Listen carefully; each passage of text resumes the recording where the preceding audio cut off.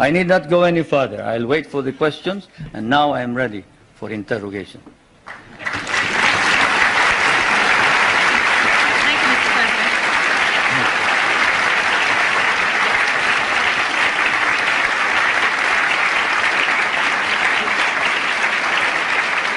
Thank you, Mr. President. Please give us details on your meeting with President Reagan. Did you seek any firm commitments? Did you get them? Well, a firm commitment as to when we are going to review the basis, yes. A firm commitment that a mechanism be set for the study of our economic problems, yes. Because, as you know, the reason we have a deficit in our balance of payments is the commodity prices went down because of your domestic deflationary policies, your interest rates. But all of this can be worked out, and so it has been agreed. Secretary Reagan of the Treasury is going to meet with our foreign minister, who is also prime minister, regularly. The next meeting is next November, I think. So we have worked that out. The national security matters will be worked out by the defense minister. The two defense ministers are also meeting in November. Those are the specific ones. We have also entered into a tax agreement and air agreement. This afternoon, tomorrow, there will be some kind of agricultural agreement. As you know, we have one of the most modern and biggest concentration of agricultural and natural scientists in Asia. This is in Los Baños, the University of the Philippines. And we have biogenetics, we have plant engineering, we have, name it. You remember that the International Rice and Research Institute is based there, and that it was the one that produced the new type of rice which produced the rice green revolution. And we help your scientists produce the corn that can fight mildew. When your scientists could not produce it, we did. That center is going to be developed. We are also hoping to be able to exchange technology on non-conventional energy and other matters. It has been reported that your government will seek $2 billion in rent from the U.S. for the Philippine bases. Is this an accurate report? No, it is not. We have never talked about figures. Louder and clearer. We can understand the question. The question was, is it correct that we have demanded $2 billion in the rent? The answer is no. We haven't quoted any figure. What we have asked is this. We want a study. What is it that is necessary in order that we can perform our job? You and I know that if the Philippines is attacked, the United States is not necessarily bound to immediately react, because the provision of the Mutual Defense Pact is that you will immediately take steps as is necessary to meet the contingency in accordance with your constitutional processes. What does that mean? That means that you go to the Senate and the House of Representatives. What does that mean? That means delay while we are dying there.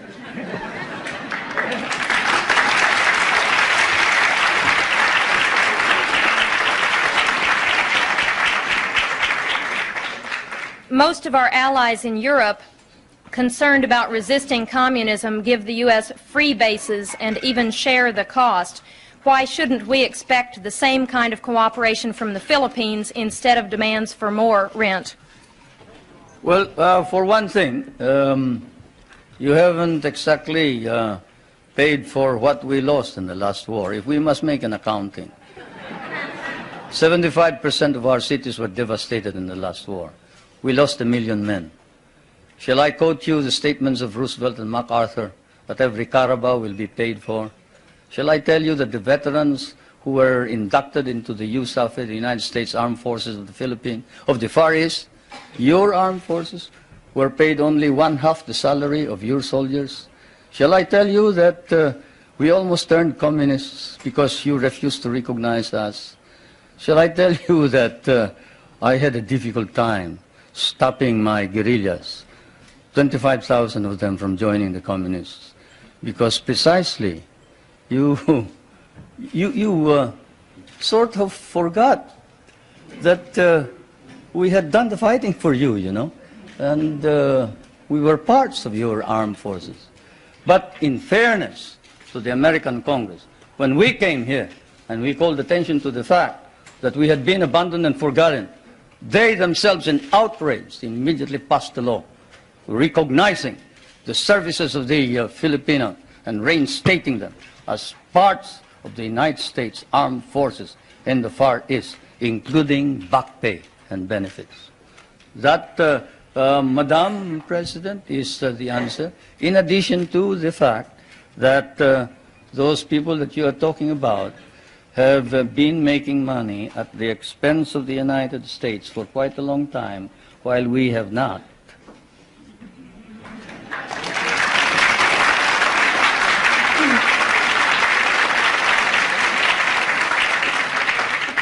After the attack on Pearl Harbor, U.S. bases in the Philippines could not be defended. Why should we expect that in another war these bases would be more reliable? That's one of the questions that I wanted to find out.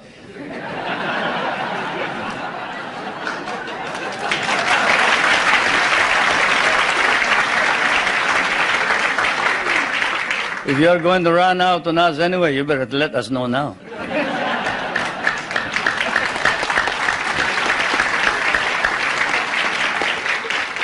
Is it true President Reagan has not raised with you any concern about repression and human rights? Well, he sort of spoke of the fact that we have all this constitutional provision. But we did speak of the fact that we must maintain and enhance human rights in general. But this fault finding that we found in some of these reports before isn't there. There is this open-mindedness and fairness which we expected of America and the Americans. The Americans that I know, the Americans who fought beside me, the Americans who bled with me in many a battlefield, was a fair man. He was a just man. He was a courageous man. He was a man who saw right and did right.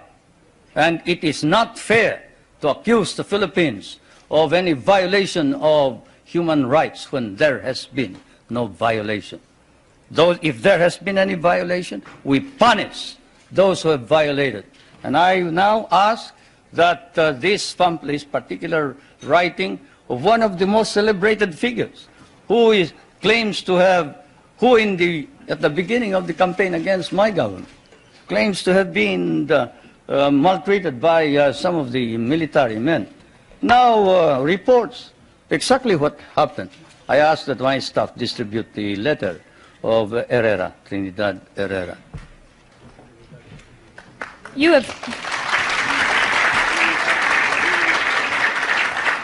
have indicated that the allegations about political repression and human rights are overblown. How then do you explain the findings of the international independent group Amnesty International, which documented cases of torture, disappearances, and illegal detention? Well, I'll tell you that the Amnesty International has never come to the Philippines. That's why all they talk about is something that they obtained hearsay. Let's give one specific example. Father Abedicio, a famous case. Father Abedicio is supposed to have disappeared.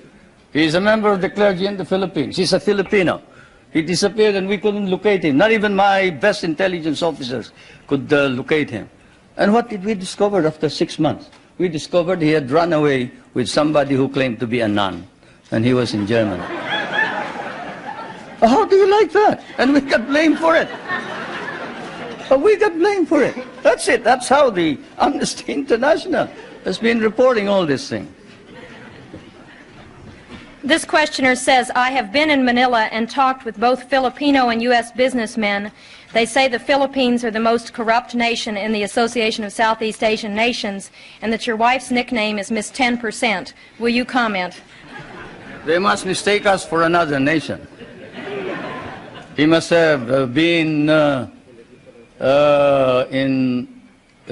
living in the bar.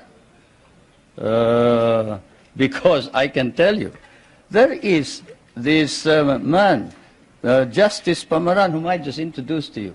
He is the ombudsman. You who know what an ombudsman is, knows exactly what he can do. He doesn't wait for evidence. Any rumor whatsoever, and he investigates it. You talk about my wife. Not that I would like to defend her. She can defend herself any time. She's quite capable. But perhaps that statement was said of another First Lady, not my wife. Certainly not my wife. Perhaps I can tell you that the property of the Marcoses has been brought into a blind trust. And not a 2020 blind trust either. It's a real blind trust.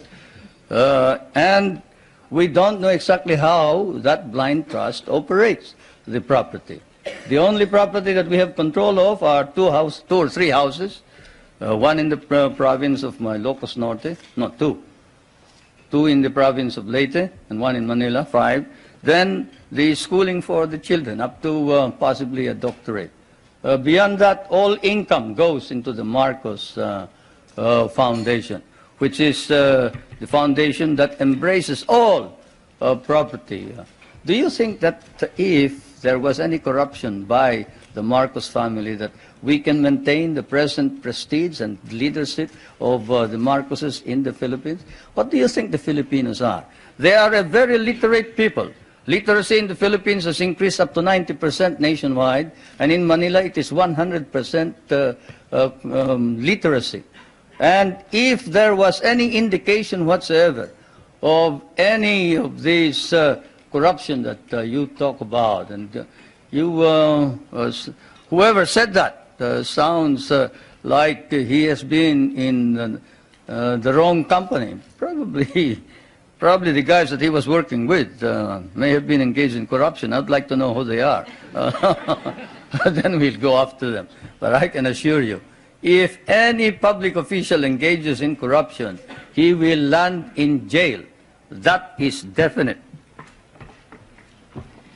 What do you say to critics who say your health is poor and you won't be around very long, but your wife may be? Anybody want to try me in the ring?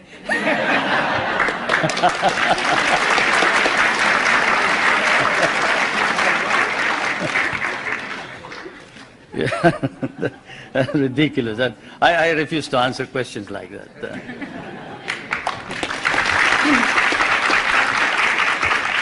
Two related questions. You are indeed a family man. Your wife, your daughter, your brothers are all government officials. Do you think the next president of your country will be a Marcos, and would you like for your wife to succeed you as president? No. No. The problem here, of course, is that one, you do not understand the Philippine politics. You see, first of all,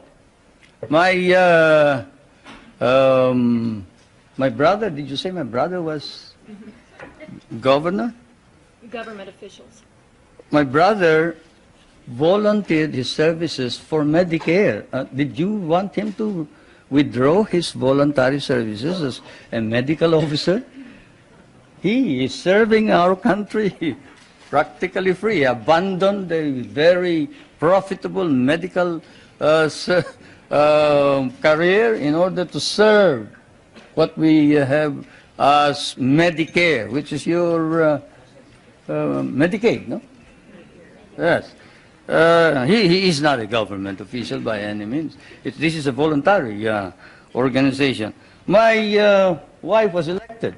He was elected because the candidates wanted to include him, to include her. They wanted somebody to carry them.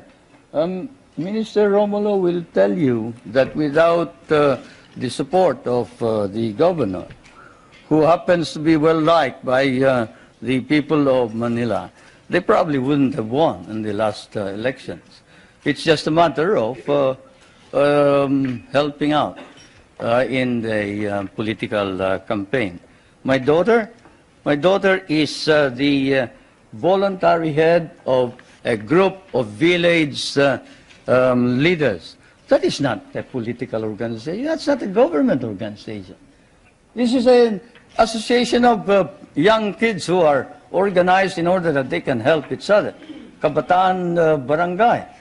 And I am surprised that you hold it against these young kids, that they get together so they can play football, they can encourage sports, they can encourage people, the young kids, from going into drugs. Don't you think that you should also organize something here in the United States and get somebody to stop the young kids from going into drugs and instead go into sports? Well, that's what they're doing. Now, with respect to the other officials, the question, of course, doesn't specify. Let me put it this way. As I told you, our government is a caucus government, consensus. When the consensus of the party demanded that I appoint the First Lady as a member of the Executive Committee, I had an agreement with them, and that is that she would not become President or Prime Minister. At the beginning, even Prime Minister Cesar Virata was for the First Lady becoming Prime Minister. But the First Lady and I stood our ground, and we nominated the Prime Minister Virata instead. Now, is that the action of anybody who is preparing to take over as a dynasty? Now, my other daughter, well, she is in Pennsylvania. She's studying voice culture, and she is in anthropology. I don't see what connection that has with politics. Mr. President, your opponents say this trip is costing between $5 million and $20 million. What is the budget for your trip? It's ridiculous. My cabinet is spending only a very minuscule part of that. If there are any people who have joined this group, they are on their own. I'm sorry to say. They're on their own. Do you believe the United States now has a consistent, understandable policy toward the Philippines and East Asia? Shouldn't you ask that of the United States leaders, not me? But as far as I'm concerned, yes, insofar as we can understand. What I see is a resurgent American nation under a new leadership, trying its very best, earnestly trying to arrest decline and slide in prestige and in policy, in domestic and foreign policy. That is what we see from the outside. There is an earnest effort to prevent drift and confusion. Now, we would like to encourage that because among the small nations, there's no possibility of any progress so long as there is instability throughout the world. And so, as I said last night, what I see now, 16 years after my last visit, actually my last visit was when I came to participate in the memorial services of President Eisenhower in 1969. Not 1966, 1969. And, but what I see here is while in the past America was in the dark, and there were doubts and misgivings. There were fears that you were tiring, you were weary, you doubted your own strength, you didn't know where you were going. But now there is hope, and the phenomenon is what we see is an America emerging out of the shadows. It's still partly in the shadows, but it's trying to emerge. And certainly under the leadership of President Reagan, it's trying to organize an integrated, understandable foreign policy. And that's what we see.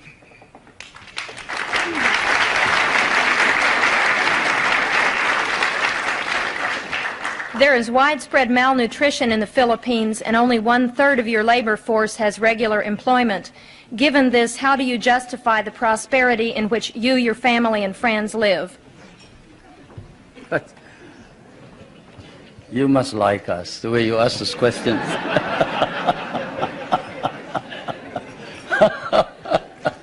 Anyway, I don't know where you get your figures, but the unemployment figure in the Philippines is 4%. I don't know what's yours. I do know what's yours. But have you heard of the KKK, not the Ku Klux Klan, but we have a program which harnesses the energies of those who are half employed, like those who are in the farms. You see, those who wait for the coconuts to fall or who plant rice are partly employed. And so we allow them to engage in what we call small, medium-scale industries, contract work. Where, in what country do you see, say, a boot block? A boot block. Go to a rural bank and say, look, I used to borrow money from this usurious lender here. I borrow 5 pesos in the morning, I have to pay him 6 pesos in the afternoon. Can't you lend me 50 pesos now and I will repay you later on? I have no collateral, I am unknown, I live in the streets. And in what country will you see the rural bank lend this boot block money after looking at his shoeshine stand and gathering all the other shoeshine boys and putting them to work and getting them to repay this indebtedness, not in a week, but perhaps even in a day? Or fishermen who live a hand-to-mouth existence. Even here, in your prosperous United States, can a poor fisherman go to a bank and borrow money on his name, on his signature?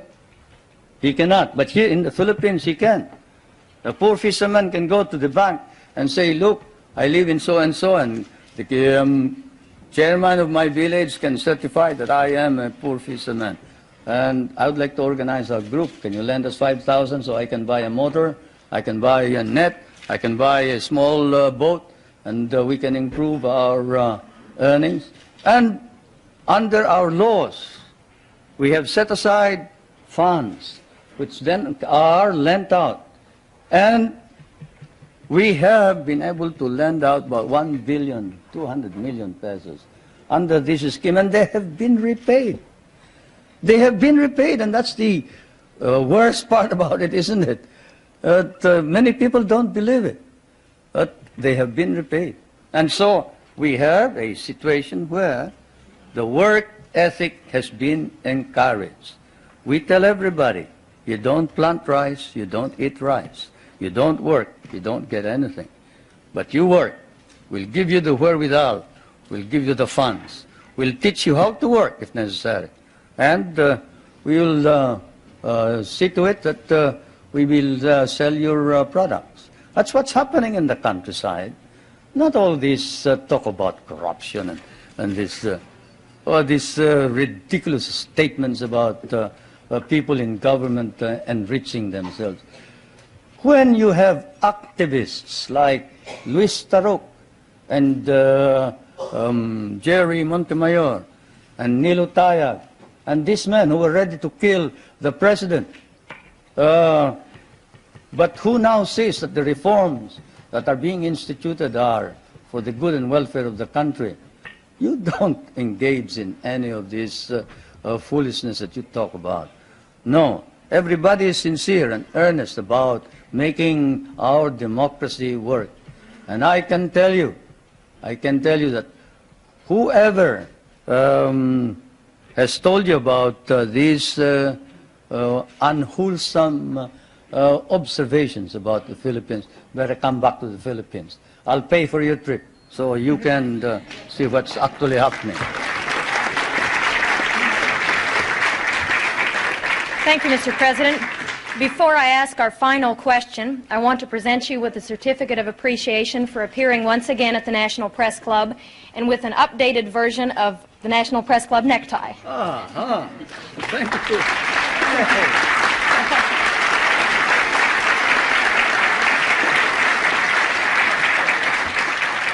And now our last question. Is it really true, as your biography states, that you were born in a thunderstorm? How should I know? But my mother says so, yes. My mother says so, and I guess if you can't believe your mother, whom will you believe, huh?